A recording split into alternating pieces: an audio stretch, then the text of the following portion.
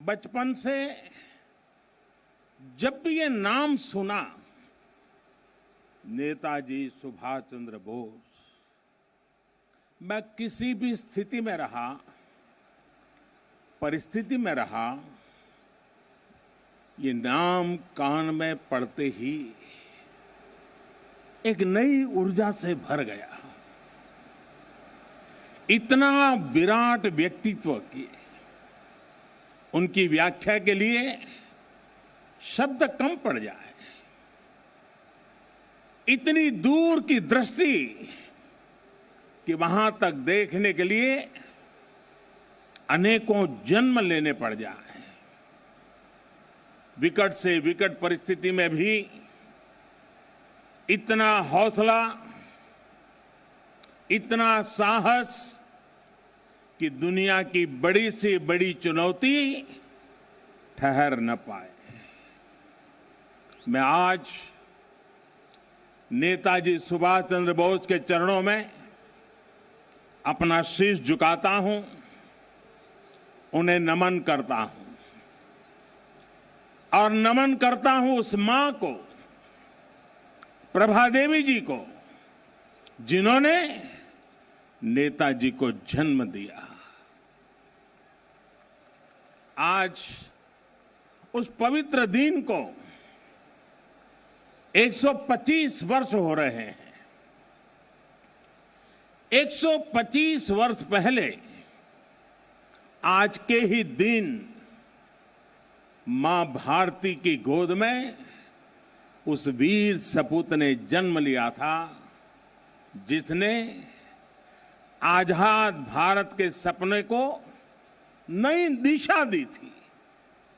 आज के ही दिन गुलामी के अंधेरे में वो चेतना फूटी थी, जिसने दुनिया की सबसे बड़ी सत्ता के सामने खड़े होकर कहा था, मैं तुमसे आजादी मांगूंगा नहीं, आजादी छीन लूंगा।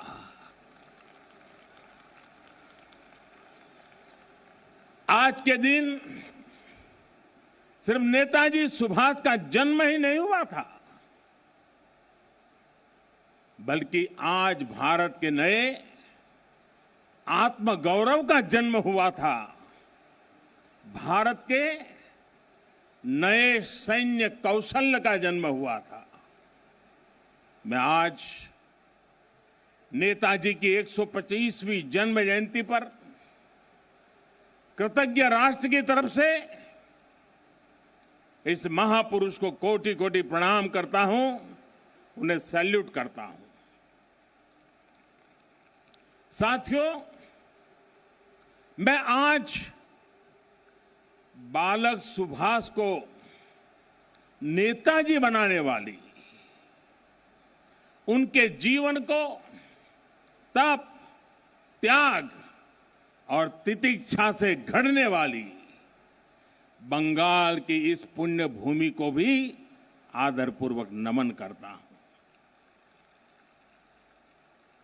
गुरुदेव श्री रविंद्रनाथ टैगोर,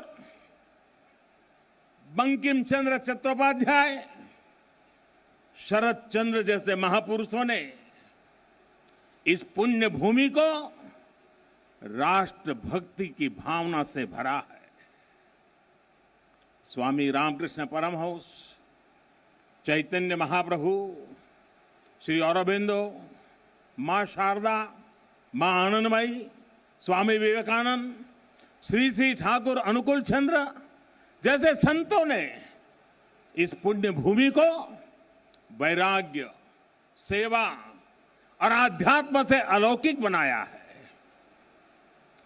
ईश्वर चंद्र विद्यासागर, राजा राम मोहन राय, गुरुचंद ठाकुर, हरिश्चंद्र ठाकुर जैसे अनेक समाज सुधारक, सामाजिक सुधार के अग्रदूतों ने इस पुण्य भूमि से देश में नए सुधारों की नींव भरी है। जगदीश चंद्र बोस, पीसी रॉय, एसएन बोस, मेघनाथ शाह, अनगिनत वैज्ञानिकों ने उस पुण्य भूमि को ज्ञान विज्ञान से सींचा है। ये वही पुण्य भूमि है जिसने देश को उसका राष्ट्रगान भी दिया है और राष्ट्रगीत भी दिया है।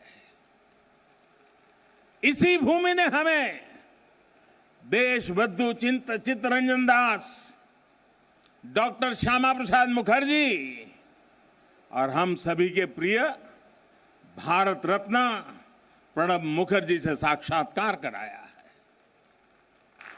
मैं इस भूमि के ऐसे लाखों लाख महान व्यक्तित्वों के चरणों में भी आज इस पवित्र दिन पर प्रणाम करता हूं। साथियों, यहां से पहले मैं भी नेशनल लाइब्रेरी गया था, जहां नेताजी की विरासत पर एक इंटरनेशनल कॉन्फ्रेंस और आर्टिस्ट कैंप का आयोजन हो रहा है। मैंने अनुभव किया, नेताजी का नाम सुनते ही हर कोई कितनी ऊर्जा से भर जाता है। नेताजी के जीवन की ऊर्जा जैसे उनके अंतर मन से जुड़ गई है।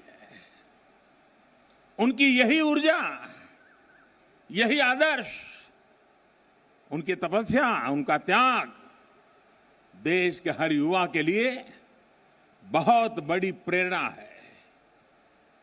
आज जब भारत नेताजी की प्रेरणा से आगे बढ़ रहा है, तो हम सबका कर्तव्य है कि उनके योगदान को बार बार याद किया जाए, पीढ़ी दर पीढ़ी याद किया जाए।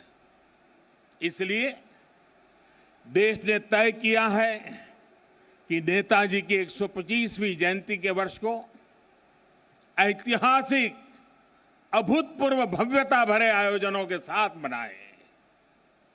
आज सुबह से देश भर में इससे जुड़े कार्यक्रम हर कोने में हो रहे हैं। आज इसी क्रम में नेताजी की स्मृति में एक स्मारक सिक्का और डाक टिकट जारी किया गया है। नेताजी के पत्रों पर एक पुस्तक का विमोचन भी हुआ है। कोलकाता और बंगाल, जो उनकी कर्मभूमि रहा है, यहां नेताजी के जीवन पर एक प्रदर्शनी और प्रोजेक्शन मैपिंग शो भी आज से शुरू हो रहा है। हावड़ा से चलने वाली ट्रेन हावड़ा कालका मेल का भी नाम अब नेताजी एक्सप्रेस कर दिया गया है। देश ने यह भी तय किया है कि अब हर साल हम नेताजी की जयंती यानी 23 जनवरी को पराक्रम दिवस के रूप में मनाया करेंगे। हमारे नेताजी भारत के पराक्रम की प्रतिमूर्ति भी है और प्रेरणा भी है। आज जब इस वर्ष देश अपनी आजादी के 75 वर्ष में प्रवेश करने वाला है, जब देश आत्मनिर्भर भारत के संकल्प के साथ आगे बढ़ रहा है, तब नेताजी का जीवन, उनका हर कार्य, उनका हर फैसला हम सभी के लिए बहुत बड़ी प्रेरणा है। उनके जैसे फौलादी इरादों वाले व्यक्तित्व के लिए असंभव कुछ भी नहीं था।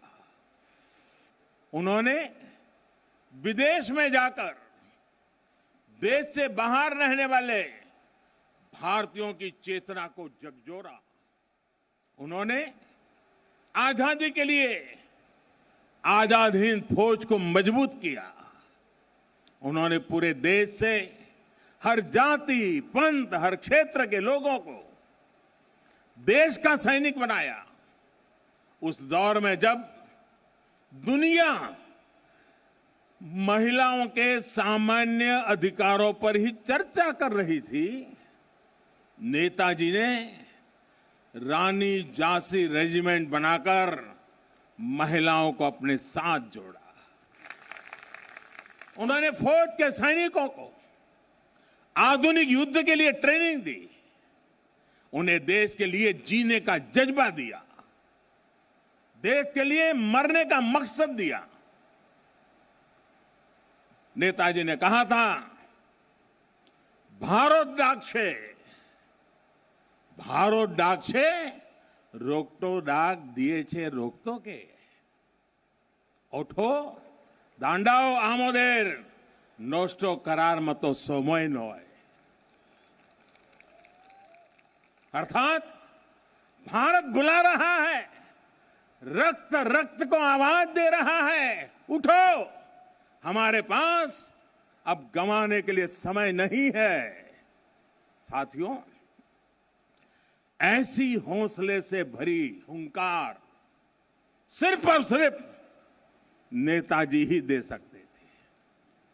और आखिर उन्होंने दिखा भी दिया कि जिस सत्ता का सूरज कभी अस्त नहीं होता, भारत के वीर सपूत रणभूमि में उससे भी परास्त कर सकते हैं।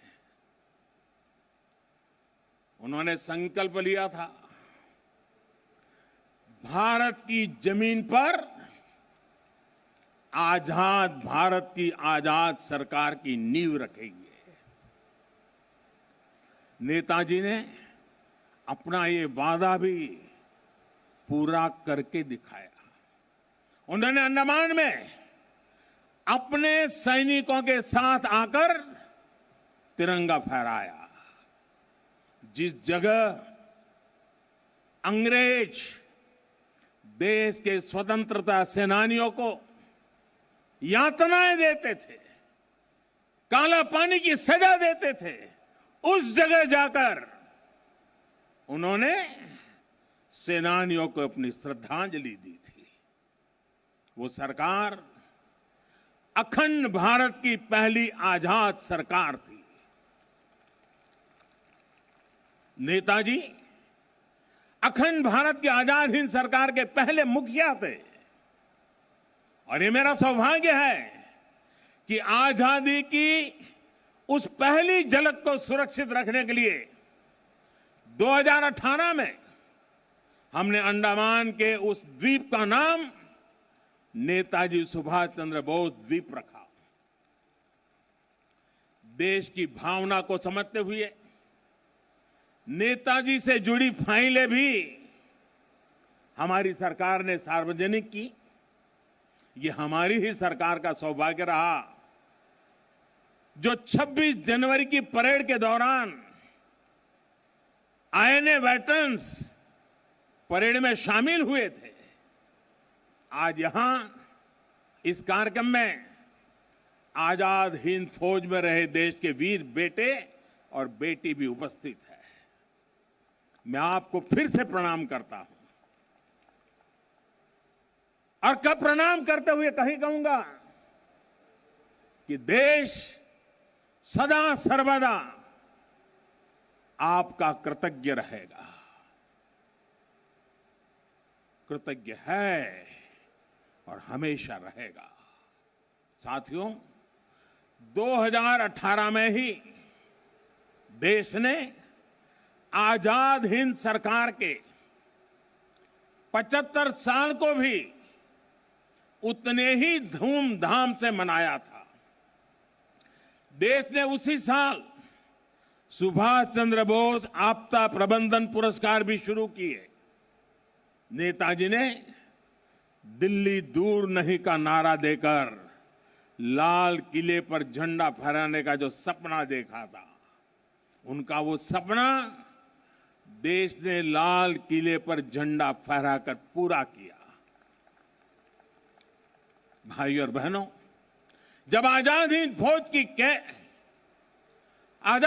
की कैप मैंने लाल किले पर झंडा फहराया था, उसे मैंने अपने सर पे लगाया था, उस वक्त मेरे मन मस्तिष्क में बहुत कुछ चल रहा था, बहुत से सवाल थे, बहुत सी बातें थी, एक अलग अनुभूति थी। मैं नेताजी के बारे में सोच रहा था, देशवासियों के बारे में सोच रहा था। वो किसके लिए जीवन भर इतना रिस्क उठाते रहे? जवाब यही है, हमारे और आपके लिए।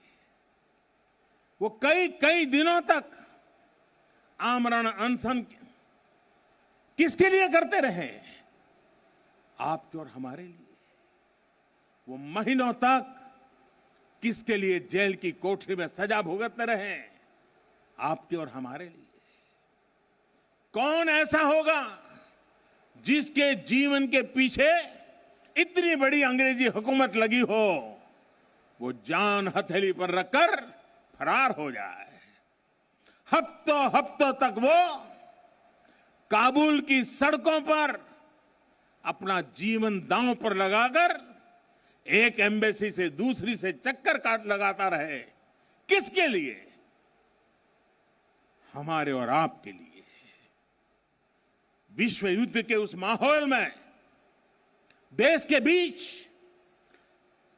पल पल बदलते देशों के बीच के रिश्ते, इसके बीच क्यों वो हर देश में जाकर भारत के लिए समर्थन मांग रहे थे, ताकि भारत आजाद हो सके, हम और आप आजाद भारत में सांस ले सके।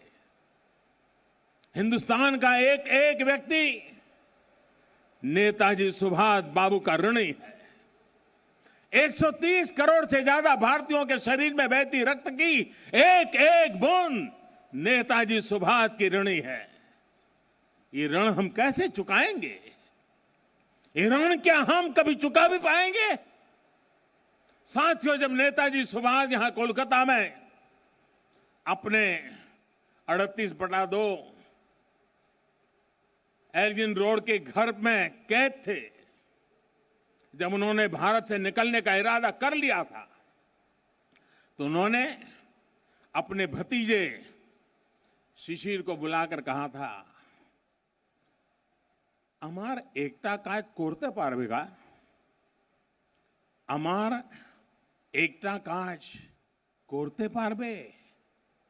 क्या मेरा एक काम कर सकते हो? इसके बाद शिशिर जी ने वो किया जो भारत की आजादी की सबसे बड़ी वजहों में से एक बना। नेताजी ये देख रहे थे कि विश्व युद्ध के माहौल में अंग्रेजी हुकूमत को अगर बाहर से चोट पहुंचाई जाए तो उसे दर्द सबसे ज्यादा होगा। वो भविष्य देख रहे थे कि जैसे जैसे विश्व युद्ध बढ़ेगा, वैसे वैसे अंग्रेजों की ताकत कम पड़ती जाएगी, भारत पर उनकी पकड़ कम पड़ती जाएगी। ये था उनका विजन। इतनी दूर देख रहे थे वो। मैं कहीं पढ़ रहा था कि इसी समय उन्होंने अपनी भतीजी इला को दक्षिणेश्वर मंदिर भी भेजा था कि मां का आशीर्वाद ले आओ। वो देश से तुरंत बाहर निकलना चाहते थे। देश के बाहर जो भारत समर्थक शक्तियां हैं, उन्हें एकजुट करना चाहते थे। इसलिए उन्होंने युवा शिशिर से कहा था, अमार एकता काज कोरते पारबे? क्या मेरा एक काम कर सकते हो? साथियों, आज हर भारतीय अपने दिल पर हाथ रखे, नेताजी सुभाष बाबू को महसूस करे, तो उसे फिर से ये सवाल सुनाई देगा, अमार एकता काज कोरते पारबे? क्या मेरा एक काम कर सकते हो? ये काम, ये काज, ये लक्ष्य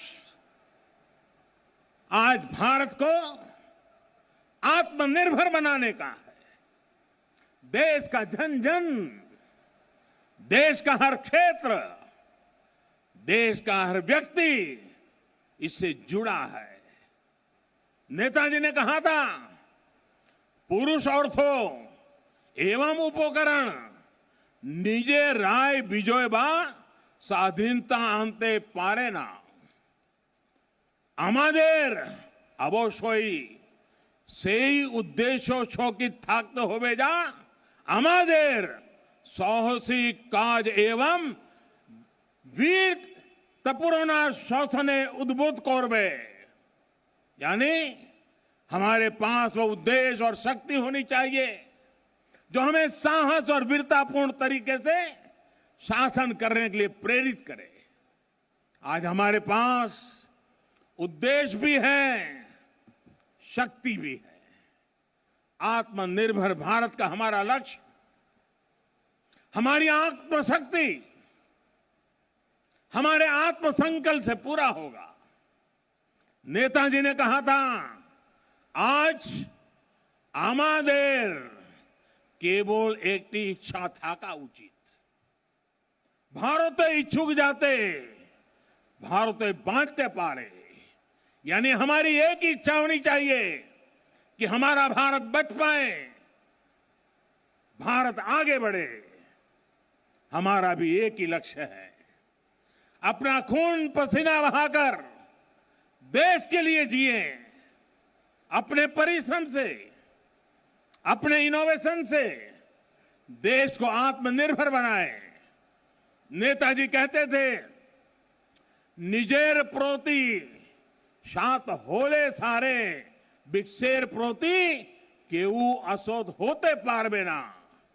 अर्थात अगर आप खुद के लिए सच्चे हैं तो आप दुनिया के लिए गलत नहीं हो सकते। हमें दुनिया के लिए बेहतरीन क्वालिटी के प्रोडक्ट बनाने होंगे, कुछ भी कमतर नहीं, जीरो डिफेक्ट जीरो इफेक्ट वाले प्रोडक्ट। नेताजी ने हमें कहा था, स्वाधीन भारतेर स्वप्ने कोनो दिन आस्था हारियो ना। বিশ্বে এমন কোন শক্তি নেই যে ভারতকে पराधीनानंतर श्रृंखलाएं बेगे रखते समर्थ होवे। यानी आजाद भारत के सपने में कभी भरोसा मत खोइए। दुनिया में ऐसी कोई ताकत नहीं है जो भारत को बांध करके रख सके।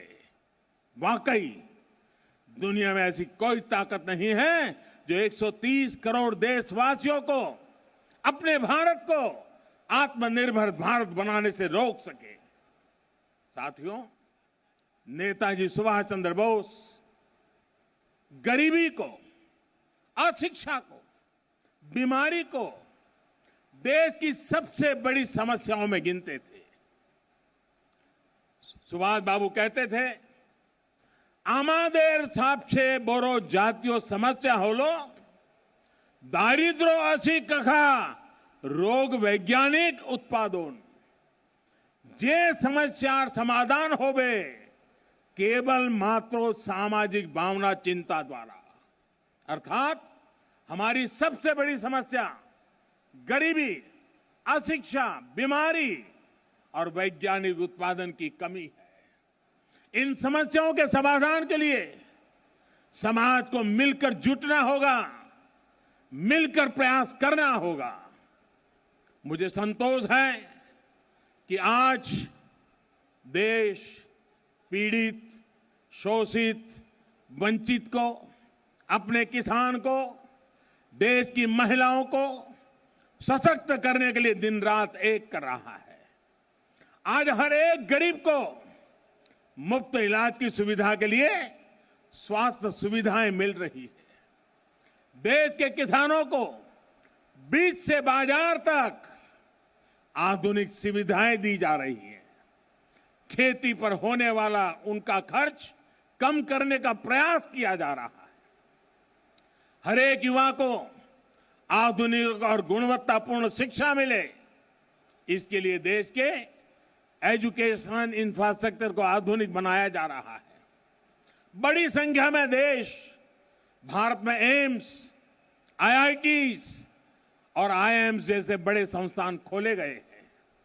आज देश 21वीं सदी की जरूरतों के हिसाब से नई राष्ट्रीय शिक्षा नीति भी लागू कर रहा है। साथियों, मैं कई बार सोचता हूं कि आज देश में जो बदलाव हो रहे हैं, जो नया भारत आकार ले रहा है, उसे देख नेताजी को कितनी संतुष्टि मिलती है। उन्हें कैसा लगता जब वो दुनिया की सबसे आधुनिक टेक्नोलॉजी में अपने देश को आत्मनिर्भर बनता देखते। उन्हें कैसा लगता जब वो पूरी दुनिया की बड़ी बड़ी कंपनियों में, शिक्षा में, मेडिकल सेक्टर में भारतीयों का डंका बजते देखते। आज राफेल जैसे आधुनिक विमान भी भारत की सेना के पास हैं और तेजस जैसे अत्याधुनिक विमान भारत खुद भी बना रहा है। जब वो देखते कि आज उनके देश की सेना इतनी ताकतवर है, उसे वैसे ही आधुनिक हथियार मिल रहे हैं जो वो चाहते थे, तो उन्हें कैसा लगता। आज अगर नेताजी ये देखते कि उनका भारत इतनी बड़ी महामारी से, इतनी ताकत से लड़ा है, आज उनका भारत वैक्सीन जैसे आधुनिक वैज्ञानिक समाधान खुद तैयार कर रहा है, तो नेताजी क्या सोचते। जब वो देखते कि भारत वैक्सीन देकर दुनिया के दूसरे देशों की मदद भी कर रहा है, तो उन्हें कितना गर्व होता। नेताजी जिस स्वरूप में हमें देख रहे हैं, हमें आशीर्वाद दे रहे हैं, अपना स्नेह दे रहे हैं, जिस सशक्त भारत की उन्होंने कल्पना की थी, आज एलएसी से लेकर के एलओसी तक भारत का यही अवतार दुनिया देख रही है। जहां कहीं से भी भारत की संप्रभुता को चुनौती देने की कोशिश की गई, भारत आज मुंह तोड़ जवाब दे रहा है। साथियों, नेताजी के बारे में बोलने के लिए इतना कुछ है कि बात करते करते रातों की रातों बीत जाए। नेताजी जैसे महान व्यक्तित्वों के जीवन से हम सबको और खासकर युवाओं को बहुत कुछ सीखने को मिलता है। लेकिन एक और बात जो मुझे बहुत प्रभावित करती है, वो है अपने लक्ष्य के लिए अनवरत प्रयास। विश्व युद्ध के समय पर जब साथी देश पराजय का सामना कर चुके थे, सरेंडर कर रहे थे, तब नेताजी ने अपने सहयोगियों को जो बात कही थी, उसका भाव यही था कि दूसरे देशों ने सरेंडर किया होगा, हमने नहीं।